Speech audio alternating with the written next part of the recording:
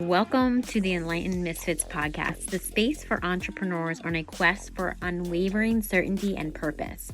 I'm your host, Lauren, and each episode is a compass guiding you through authentic conversations, unraveling the mysteries of your human design chart, and offering tools from the remarkable guest. Join me as we embark on a journey to manifest greatness and create a life aligned with our deepest purpose. This is the space where misfits find their enlightenment. Welcome to the Enlightened Misfits podcast. Welcome back to the Enlightened Misfits podcast. I am your host, Lauren, and in today's episode, I have Stephanie. She is a sustainable beekeeper. Welcome, Stephanie. So happy to have you here with us today. Thanks so much for having me. This is really exciting. Yes, I'm excited for our conversation. So, what was kind of like the driving force behind your decision, like to turn your passion for beekeeping into like a business? Like what initially made you approach this entrepreneurial journey? Sure. So I've always had a little bit of that entrepreneurial spirit. Excuse me. I've been raised with a family that really likes to take on challenges and adventures. So I think that that's something that's really just ingrained in me. I'm someone that actually over the years I've realized maybe even have a lot of social anxiety, and to overcome that, jump into things 2 feet forward. And truthfully, that's sort of how I got into beekeeping and part of how it turned into a business for me. So it had really started out as kind of a passion. Truthfully, beekeeping was something that was on my bucket list. It was one of those things I would tell people, before I die, I'm going to be a beekeeper one day. And one of my good friends, after a couple of years of hearing this, just kind of looked at me and was like, Stephanie, why aren't you doing this? And it really hit me. This is something I want to do. What's holding me back? So it was actually that night I told my husband and I said, hey, babe, I think we're going to become beekeepers. And he said to me, you know what? I support you, babe, as long as it doesn't take over our lives. And we're about 7 years later, and it's kind of taken over our lives, but it's sort of how the journey goes. Right. So that's really sort of how I got into beekeeping. I made a lot of mistakes. I didn't network myself with the right people. And like most beekeepers, probably about 80% of beekeepers will lose their first colonies. And I did. But through that, it was a lot of learning and learning how to network myself and ask the right questions. So with that, the first year I did lose my colony, but they had been super productive and I had a lot of honey. And so I said, you know what, let's sell it, put a little post on Facebook, and within hours, it was all gone.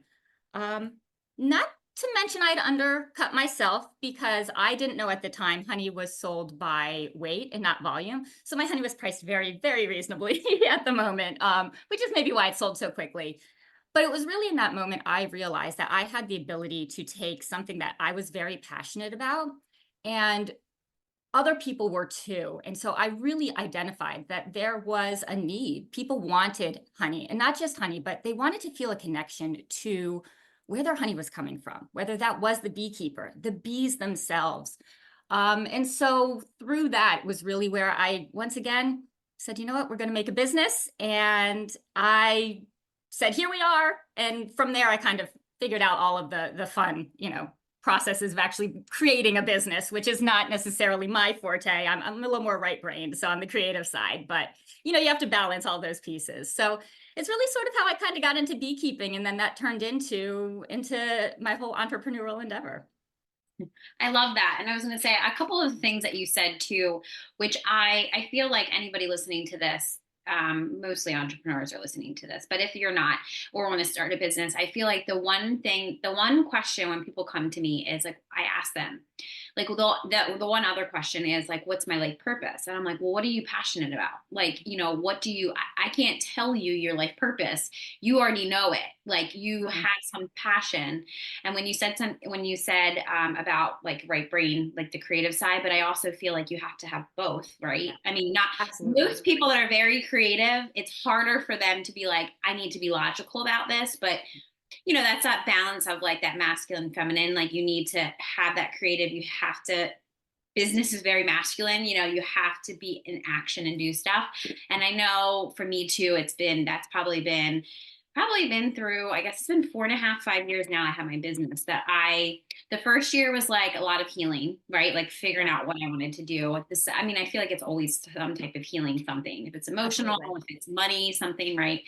So, but what I've noticed is you have to go through that process to learn. You have to have that experience because if you don't, my mom always has says to me, and I think she still says this to me, you always learn the hard way. And I'm like, no, mom, I just needed to learn that experience because if I Yeah, don't learn that experience, then how am I going to know if it's going to work for me or not? Because things work for some people, other things don't work for people.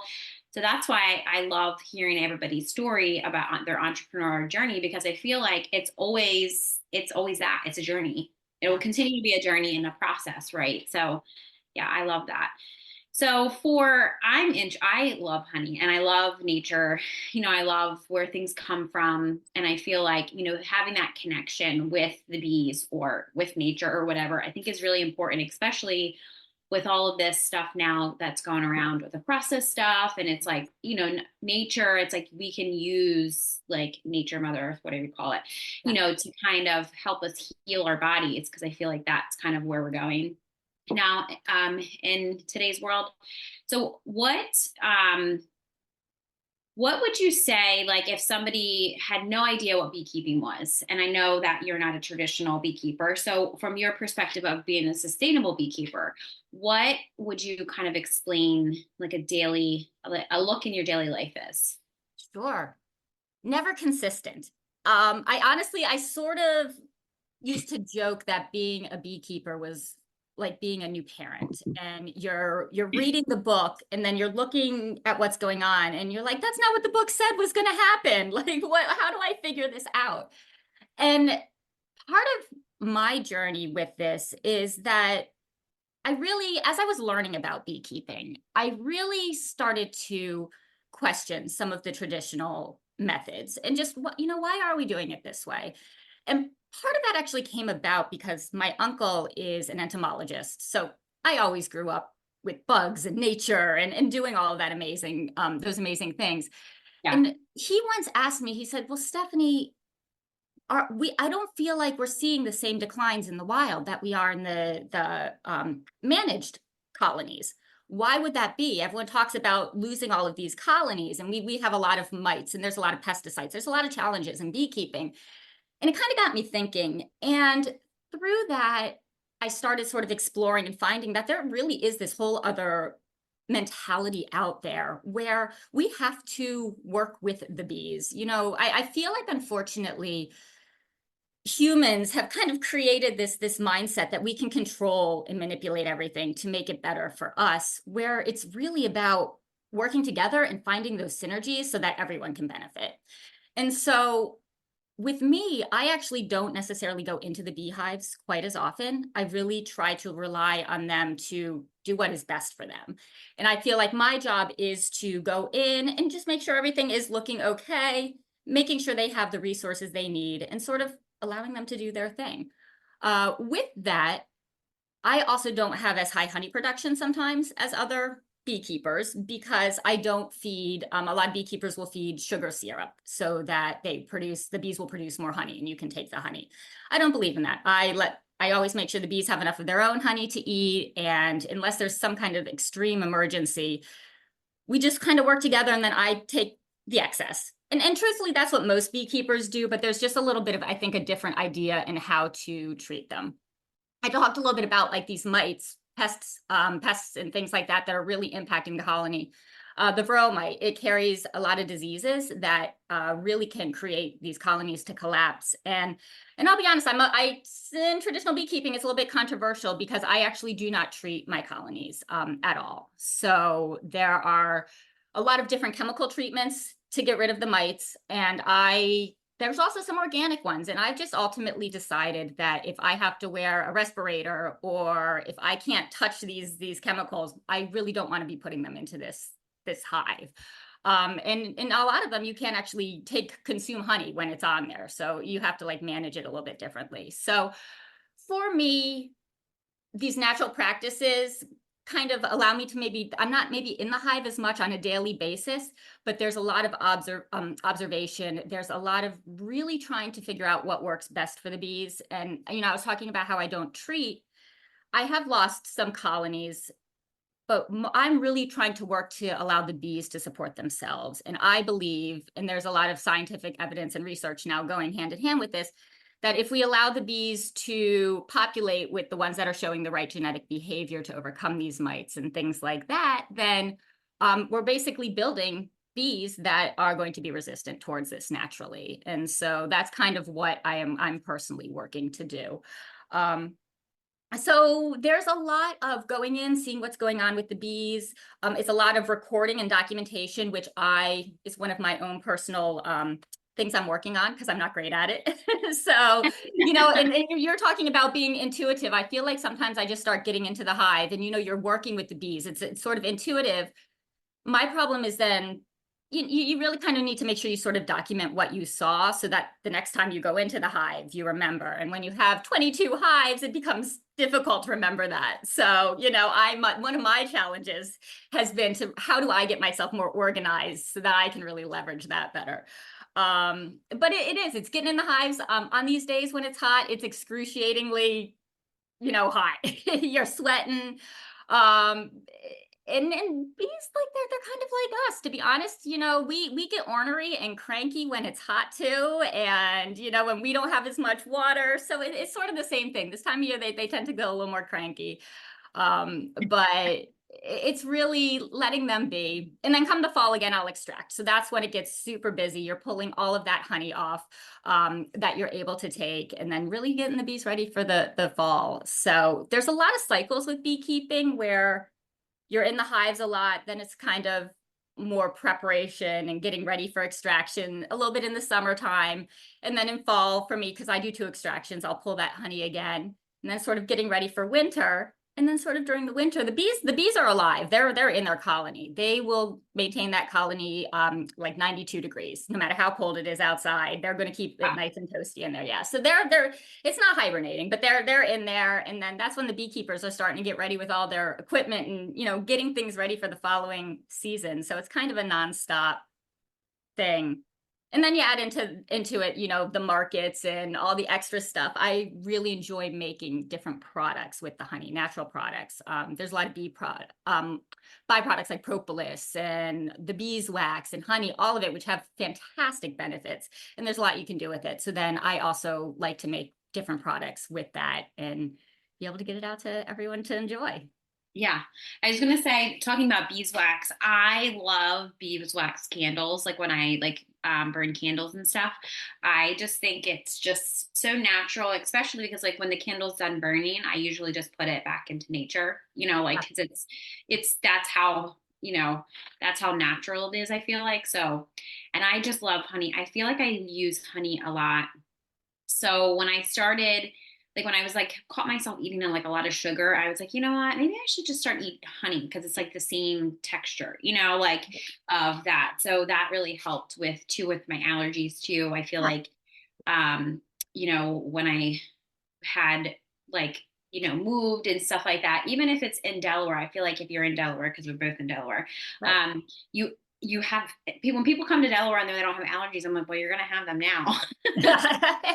You're going Welcome to to Delaware. for whatever reason, you will have them. So yeah, Sure. I do. Tell everybody I know what your business name is. What is your business name? Oh, I'm sorry. Yeah. So I am Sassy Bee Honey. And it really, as I started that beekeeping journey, I felt such a connection to nature and the bees. But yet to me, it's all creative. And I mean, we can talk about that as well, but I was able to actually be awarded a state grant to build a honey house. And even part of that is it's my place of inspiration. And so with kind of coming up with my name and my branding, is I felt a connection to all these different things, but I really didn't feel a connection to that traditional sort of beekeeper image. I don't know, that grumpy farmer sitting on the side, in like that dirty beekeeping suit. I don't know. To me, there Yeah. was just so much more to it. And so that's sort of where Sassy Bee came about, because it was like, you know what, we can have fun with this, and I love color, and everything I feel about my brand was to sort of reach out beyond just that traditional, this is honey, these are bees, because there really is so much more to it. And you were talking about, for example, like the beeswax candles and how natural they are. Beeswax candles, when you burn them, actually emit negative ions, which help cleanse the air. And so there is a purification property to them just inherently.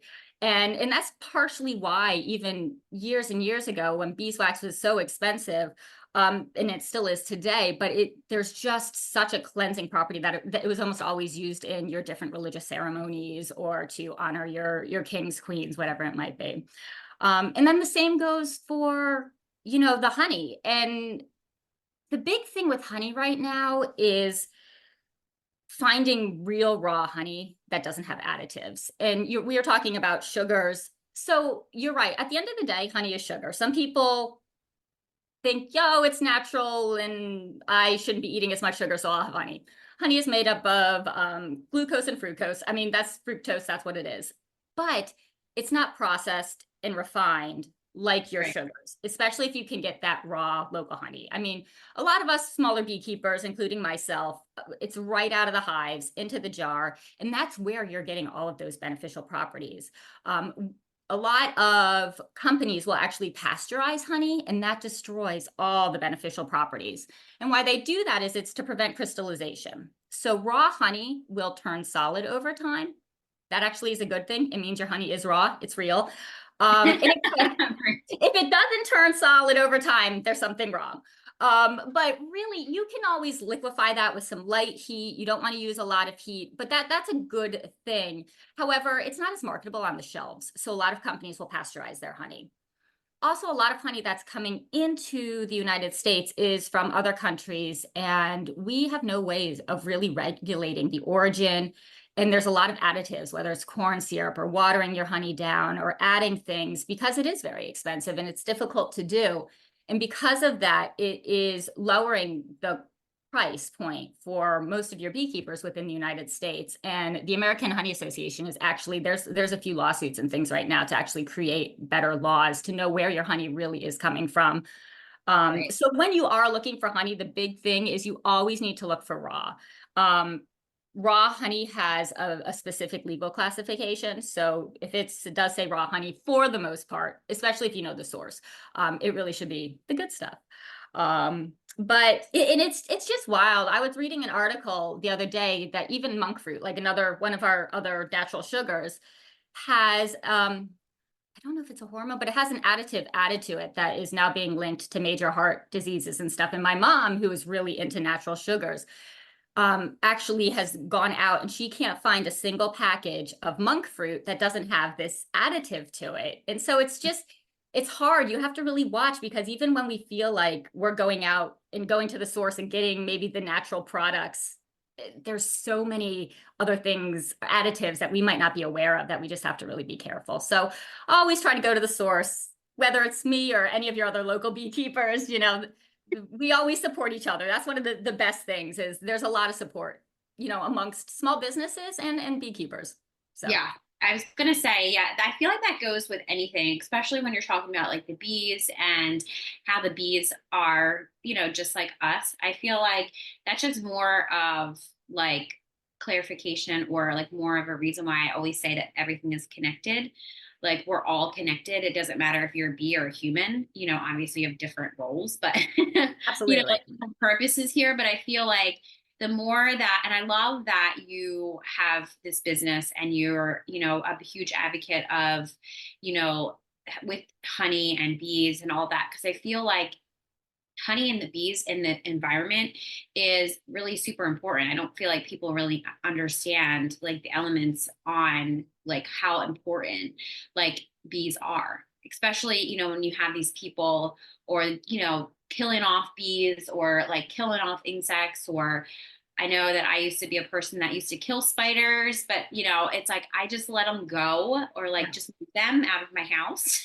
Yep. Like, I feel like I'm being invaded right now. Go. Now, same thing with flies. Like I used to kill flies and stuff too, but now I'm like, can you go out my door, please? Yeah, Open the door. just not here. Like, just you're not supposed to be here. Okay. Yep. You're stuck in this place because you came in here and you're not supposed to be here.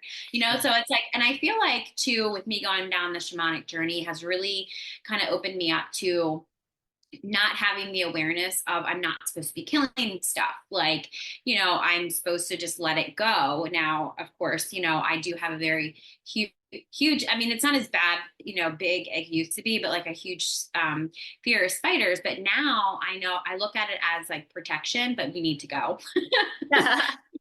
So, and people think, you know, when you look at it from a different perspective like that, just like you said about like the bees and, you know, being ornery and aggressive Yeah. and, you know, they're just, I feel like if we can be that way, so can the bees, because they, you know, maybe they don't want to be bothered, or maybe they're just having a bad day. You know, you Yeah. can't talk to them. I mean, I guess you could, but you know, like you can kind of tell by their behavior. And I feel like humans just need to realize that that's the only way that you can kind of talk is through behavior. You know, you sometimes you can talk, but you know, I feel like through the behavior and stuff, that's definitely I do love that you just give them their space. They know what they need to do. Nobody needs to control. Like a human, it's like, you know, a human telling a bee what to do. It's like a bee's not going to tell you what to do. So, Right. right. And you know, you're talking about this connection and even like communication, and so much of that even relates to the bees as you're saying those things. And the one is we do have to have that connection with them. And honeybees have such a symbiotic relationship. I mean, they are constantly aware of what needs to be done, and it's always for the good of the colony. And I've really sort of, it's funny, like as I've gone through this entrepreneurial journey with it, I often feel that way, whether it's with my family or these other small business owners or some members of my community who truthfully blew me away with the amount of support that I've received. And, you know, so it always kind of connected back to that colony with me of just always supporting each other and making sure that everyone, you know, can be uplifted. And there's a woman in my community that I've worked very closely with, and she's involved in the agricultural community. And she had once said to me, she's like, I don't understand why so many small business owners feel like if they are helping another one, especially if it's a similar product or maybe a competitor, that they're somehow taking away from themselves. And that really resonated with me, and I think sort of became part of my philosophy. And I feel like there's just such a network of small business owners and people in the community that are just always trying to lift each other up. And I feel that, you know, when it comes to beekeeping, I was talking about this a little bit earlier, you know, with the beekeepers, if we're out of honey, we are absolutely going to recommend the next beekeeper next door. Or, you know, if we can't help you, we're going to make other recommendations. It's all about sort of helping each other. It's not, you know, oh, well, if you buy their honey, you know, you're not buying my honey. It's, you know, buy everyone's honey. I'm all about Right. it. Right. You know, as long as it's local. And so that's sort of where I see a lot of that connection come into play. And I can see it in the beehives or in the colonies, and I translates over into my life as well and what I see. So Yeah, and I was gonna say, yeah, I feel like, you know, I think one of my mentors had said that, you know, it's just the entrepreneurial journey, or if you have a small business, it's just a really expensive, you know, self-development. yes. And I'm like, yeah, that is very true, because it's like the more that you learn about yourself, especially if it's like heart driven. I always say to people, like these businesses like Apple and, you know, Nike and like all this stuff, at the core of their values, it's heart driven for the Yeah. people that started it. That's the only reason why they're still around. It's not like, oh, I want to create another product because it's cheaper, or I want to create a product out of money. And it's like, I think I talked about this on a recording a couple weeks ago, that she talked about her art and how, you know, if you're going to create something, or like that could be anything, like hers was just art. Like same thing with yours. If you created this out of like, you just want to make money, it would probably not you probably wouldn't have a business right now, right? So it's like I feel like the shift that we're going through, like actually like real day live moment, like now that it's like I told a couple clients the other day that I was like, if your vision or your entrepreneur business is not heart centered, it's not going to work, which it's For sure. fine. We just have to figure out what we got to retweak stuff. And especially when you talk about branding and like your mission statement and like who you are to your core, that is going to stick because that is what people, yes, people are buying the honey, they're buying your products, but they're also they're you're selling yourself and they're buying you because Yeah. that's, and I always feel like when people get really weird about sales and stuff, if they don't have a product or if it's coaching or if it's healing or whatever that they're selling, I was like, when I sold my book, nobody really even wanted to, maybe some people, there's a spectrum of some people that wanted to read my story, but nobody, they just wanted to support me and Right. realizing, people that knew me in high school or people that knew me in like second grade, third grade, fourth grade, they knew that it was hard for me to read and write. And now I'm a published author. You know what I mean? So Yes. it's like That's your they, journey. yeah, like they're like, wait a second, the girl that couldn't hardly read and write, and the girl that still doesn't know how to do basic math.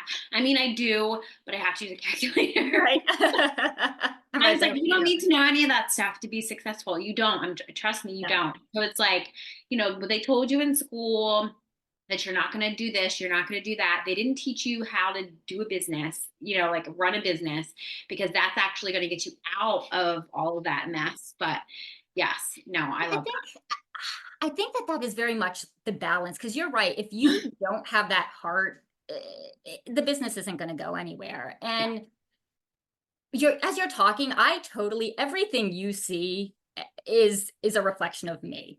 From the branding to the products, like and you put your entire soul into this, and so Yeah. there really is more than just sort of that product. And I definitely agree with that.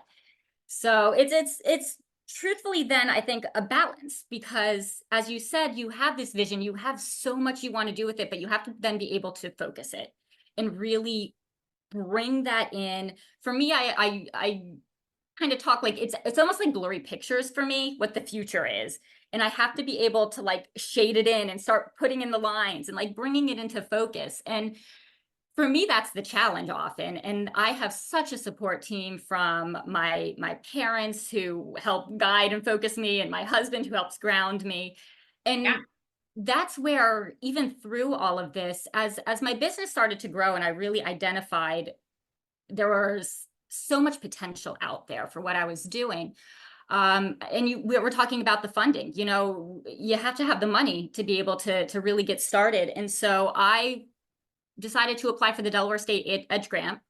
And that was a journey in itself. Just writing a grant was torture for me. But I had a lot, once again, I had a lot of help and support. There was a lot of market research. It's a very competitive grant, and I didn't get it. And that stung. And then, Yeah. I said we're doing it again. And I applied again and I was awarded the grant. And this really was based off of allowing me to be able to expand because I was extracting thousands of pounds of honey in my kitchen with handheld equipment that I had to sit on with my whole body so that it wouldn't like vibrate the whole house. And it was, I couldn't expand anymore with doing everything in my house. So I was able to get this grant and I now have an entire honey house with much larger extracting equipment, and I have storage. And I was talking earlier, this is my place of Zen. I'm slowly starting to get some pictures on social media and things as it's finalizing. And it's just such a reflection of me. And I'm just so excited. And I was dancing actually yesterday. We were just finishing this wall, and my son's like, "Mom, why are you dancing around like a giddy little girl?" And I'm like, "No, you don't understand. Like this is years, 4 years of just self challenges and exploration and making something come to fruition." And I was like, this wall is like a compilation of all of that for me. And he was Right. kind of, yeah, okay, Mom, you're weird. But One day he'll understand. He'll do the yeah. same. He'll be dancing around, and his kids will be like, "Why are you dancing around, Dad?" But truthfully, like with me now having the ability to extract more equipment, there's so many natural beekeepers out there and sustainable beekeepers. that it's hard to, like, they're in the place where I was, where it's very difficult. And even if they don't want to grow to extract a certain amount of honey, it can be challenging. So I'm actually really hopeful that in the future I can really start to network with some of these other natural beekeepers, and we can build each other up and really, find ways to just mutually support each other as well. So Yeah, I love that. Well, yeah. congratulations on your grant. I was going to say that in itself is like when you have to ask for money, especially from the state, it's not easy. No. They're not going to be like, sure, you're doing Yes. something great. Here you go. Yes, Yeah. No, it was a huge no. challenge and definitely worth it. Would Yeah. any other, I recommend it. It's difficult, but if other, entrepreneurs, if they need some access to, that capital, feel free to even reach out, and I can, provide some guidance. And it's a great way to really be able to launch your business forward, but it's a lot of work. Yeah. Even just like a loan, like, I mean, I didn't have to take out a loan for my business, but I did at the same time because I wanted to invest really quickly in my business. So I did, all the things with the branding strategist and like the coach and the mentor and all that stuff. And somebody had said to me, actually, my boyfriend, he doesn't really have that entrepreneurial mindset. It's that high risk mindset. Like you Yep. just got to do it. So like when I talked to him about things, he's also a projector too. So I do like a projector in human design. So I do know that he can see a bigger picture of things too when I can't see it, like Yeah. for myself. Because if I really want something, I don't care how much it is. I don't care what I have to do. I'm going to do it. It doesn't make sense to everybody else, but I'm just like, I have this feeling that I need to go do this. I have this feeling that I need to just like do this. And he like normally like my mom and dad do this to me all the time. Even my brother he probably won't admit it, but he's like, she just does these wild things and like and I'm like, it's just that heart desire passion. I can't explain it. Like my first ever retreat that I went on, it was like thousands of dollars, and I didn't even know what a retreat was. I just had like one of my spiritual awakenings, and I just was like, I need to go here. And my mom was like, why? What do you mean? I was like, I don't know, like there's gonna be people dancing around fire, they're gonna be doing Yeah. this, they're gonna be doing that. And like I came back like an entirely different person. And it's like I didn't know why I needed to go there, but I knew my life would change when I went there, Yes. like that whole Yes. thing. And it was like I feel like I catch myself doing that even now too. Yeah. I say I need to go do this. And it's like that burning, nobody's going to tell me no. I'm going Right. to figure out a way to do it. And, it just always somehow works out. And, and I'm like, that is that entrepreneurial mindset. Like I only, like when I look back on it, it's like, it has to be that way, Yeah. or why else would you do it? Like you have to have now. There is some impulsive decision I probably shouldn't make along the way, but I feel like that's where you have to learn from, Right. when it comes to like investment. But that's what I talk about. I actually just talked about it when I had my masterclass last week, that because I've also went through that too, like money wounding and money trauma. We all have it. And I feel Yeah. like when that money stops, it's like, okay, well, I got to figure out another way. Like there's always another way around it. So I love that Absolutely. you tried the second time. Like the first time didn't work. Okay, perfect, whatever. Then the second time I'm going to try it again, because I feel like there's so many people nowadays that have businesses that I can see can be so successful and like give them that freedom that they want. But I joke about this, that like sometimes I just want to burn my business to the ground, but it's more of like, I need to just change what I'm doing. I'm not literally going to do Absolutely. that. Yeah. Yeah, it's like it's change, and change has to happen. You have to lean into it. And my biggest challenge was I always resisted it so much that it would make me Yes. sick. So Yeah. then it was like, okay, I'm not going to do that anymore, because I know what's going to happen if I do that. So I stopped doing that, and I lean into the resistance of like, why is this changing? What do I need to change? Yeah. All of that. And I feel like that gives you that freedom that, you For know, sure. And I yeah, think it's so true. I have to say, over the years, I've identified, I refer to it as pivoting. Like you have to be yeah, able to yeah, pivot. yeah, And I think that's exactly what you're saying. And truthfully, everything from the grant to, you know what, maybe these products aren't selling as well, or, maybe I need to revamp my business model, or I want to now reach a different audience because I feel compelled to do this instead, whatever it might be.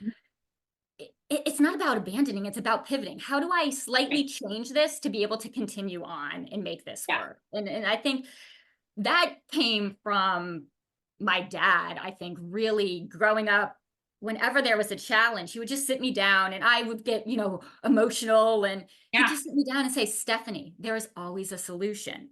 We just Yes. have to find it. And Right. that has always resonated with me. He definitely, even to this day, helps with my honey house and has always been, guess I'm kind of a daddy's girl still at 42, but he's the one that I'm like, We all hey are. dad, Yeah. I have this insane idea. And he's like, let's figure out how to do that then, and so I think I always had a lot of that foundation and that support to be able to take those leaps or to pivot or to take those challenges. And um it's worked in my favor so far, and it's funny because you have my father who is so logical and his a lot of that is ingrained in me, and yet then you have my mother, which is definitely where I get like the creativity from. And she's the one that when I started, she has that beautiful like Catholic schoolgirl handwriting, and so I have completely like catch scratch 90s I don't care like handwriting, like and so she created all of these amazing signs for me when I started with like beautiful sassy bee, the writing. And to this day I still have these signs and people will say, oh my gosh, these are beautiful, and I'm like, oh, I didn't make those. Yeah. But I've got my mother who's inspired all these creative sides of me and is also involved. I mean, she's the one. I've decided I'm calling my mother and my daughter, they're my challenge team, because they're the ones that can kind of come in and they tell me how it is and it makes me really angry. Yeah. And then I kind of have to back off and say, you know what? Some of what they said that makes sense. And then, how do I make that work with, my vision? But you need that, and so I really see how all of these different aspects from my life and even growing up have really led me to where I am today, and to be able to have the business that I have today. So Yeah, I was going to say I love that too. Because I talk a lot about like my family, and if it wasn't for my parents and even my daughter, I don't know if my daughter will ever really understand how much she saved my life. She's only 4.5, but and I don't say that like lightly, but it was like she's the reason why I left my ex-husband. I left that abusive, life, and not that I ever endured that abuse from my father. But it's just the challenges that I had to go through in life, or the lessons I had to learn. And it was like at the age of 4 or 5, I endured trauma. So it was like, that is like that why I say I have multifaceted trauma, because it was just constant. It was always like some type of like trauma that I was like overcoming. But it's like in those situations, that resilience started when I was 3 and 4. Like, so that emotional resilience of, once chaos is happening, or like if I need to get through a challenge, that's what really built up, I can get through this. Now, if something happens to my car, I can't deal with it. I'm like, this is too surface level. I cannot deal with it. But if it's like there was like, health scare, or like my dad going through cancer, or, something like that, it's like I can manage through that. And it's like, I've only ever known people that actually been through really hard life experiences that can actually get through that. So it's like people, when I would tell my story, or I would talk about different things in my life, like now I don't talk about much, but of that, because I don't really need to. I've healed through it. But if I need to go back to that experience, people are like, gosh, you had such a hard life. And I'm like, no, I didn't. It's what I had to learn, but now I'm realizing like when I talk about stuff like that, people, I really maybe did have, like, some people didn't have that when they were a kid, or they didn't have like that. But I feel like if my parents, now looking back on it, if I didn't go through those, like, cause I mean, I'm not saying I had a bad childhood, but there's people I talked to that didn't have parents, or they didn't have the support system. And my parents did the best they could, but especially my dad now, and me having a boyfriend, or just being so resilient, and I could pretty much fix anything, that's just like from my dad, Yeah. And I'm like, Dad, I can't do it. Can you do it? It's more like, he's like, no, you just don't want to do it. Yeah, I'll come help you. Isn't that the truth? I can relate. Yeah. And I was like, well, I don't. And that, most of the time my boyfriend's gone at work too. And, his same thing with him. Like, he's like, I think my dad secretly just likes to fix things. So it's like, Dad, you like to do this. Nobody likes to do anything. That is my father, only it's not a secret. Like he literally just the way his mind works, he just sees something and he's like, I can make it better and I need to do that. Like, Yes. so Yeah. I've been very, very fortunate because I've been able to reap some of that. But we joke because I definitely feel I have a little bit of that mindset as well. And Yeah. and like you said, that's how you create something, Yes. Yeah. I can do this and I'm going to do it. So Yes. Yeah. yeah. So before I was gonna say before we wrap up, is can you like looking back on your entrepreneur journey with Sassy Bee, what are some like key factors or key takeaways that contributed to your business growth? So like what advice could you give somebody looking to maybe grow like you did their Mhm. own adventures? If it is, their company and like agricultural or farming or, bees, maybe somebody listening to this has a, garden bees, like they do any of that, or just in general entrepreneur. Yeah. So I think if for someone who is maybe looking and hasn't quite made that leap yet, number one, you have to do the research. You really do need to have a little bit of a foundation of what to do. But I think the biggest thing is we were talking about it, that ability to be able to pivot, to absorb as much information, especially in the beginning. And truthfully, this is beekeeping, this is being an entrepreneur. Don't be afraid to put yourself out there. And you'll find that so many entrepreneurs are more than willing. They're wanting to give it some support or advice. Or, for example, in the world I'm in, there's a lot of attending different markets or craft fairs and that type of thing. So if that's sort of the arena that this person is in, just talk to your neighbor. They will tell you every single market, not how much they make, but how good they do, what they did last year, which ones you should go to based on your product. And this is how you build those connections. And heck, I sort of was part of that COVID era in the markets, when we had a lot of restrictions. And from those communications, there's a group of small business owners that have made it through. They're still there today. And I don't even think they know it, but there is just such a connection that I feel I have with them because, we sort of went through that. And so you have to find, I think, your support as an entrepreneur, and it's out there. So you have to be able to just start talking to people, absorbing all of that information. And then, as we said, being able to pivot or really make it your own and then continue to push forward. You really can't give up. You have to just kind of keep going. But with that, there is some research still that comes with it. You have to still have some focus. So it's really blending that vision with the focus, I think. But you just got to get out there. If you're not going to do it, it's not going to Gotta do it. happen. Be like me, Yeah. jumping 2 feet forward, and before you know it, you'll have 22 beehives throughout Wilmington. Well, thank you so much. Where can everybody find you? I'll also make sure that your links are in the description box on YouTube and on the audio where Great, they're yeah. listening to this. So I have all my products online, which I'll be honest, my website might not have been updated yet. We're talking about that balance. It might still be holiday themed, but www.justbesassy.com is my website where you can always order products. I do have shipping, as well as if you're in my area, I have free pickup. And then there's some different shops in the area. So Lotus Lane, which is formerly Bellefonte Vintage and part of the Shops of Bellefonte, as well as Bellefonte Arts, which are part of the Shops of Bellefonte. They carry honey and the candles and pretty much all of the different products there. As Okay. well as Little Treasure Shops, which is in Newark. So that one's a little bit more south from me, but they carry all the honey and the products there as well. And I'm really excited to be in that shop. And then, I mean, it's a lot in North Wilmington. Scout Cafe. You can get the honey at Bellevue State Park, Hagley Museum.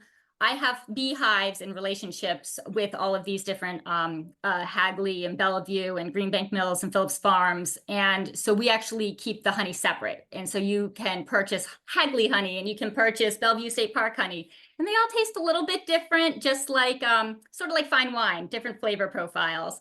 So you Yeah. can get the honey at all of those locations. And then I'll be at different events. Arden Fair is coming up. I know most people in Delaware are familiar with Arden Fair and Art on the Yeah. Green.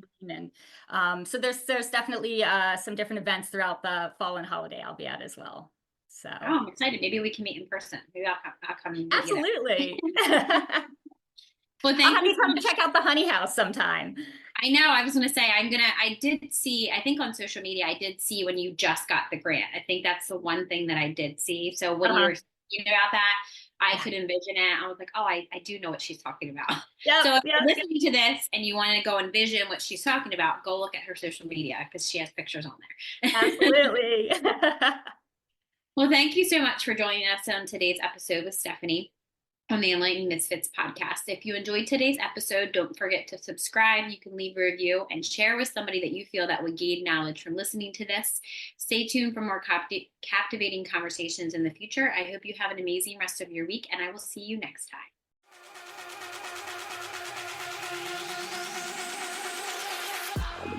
Thank you for joining us on another enlightening episode on the Enlightened Misfits podcast. If you are a current or inspiring to be fempreneur, suffering from the fear of being seen and or feel very triggered when you're building your business, reach out to me at The Mermaid Light about my Rich and Resilient Biz Baddies. This is a collective text message Voxer support group designed to help you heal your triggers and turn imposter syndrome into bad bitch energy.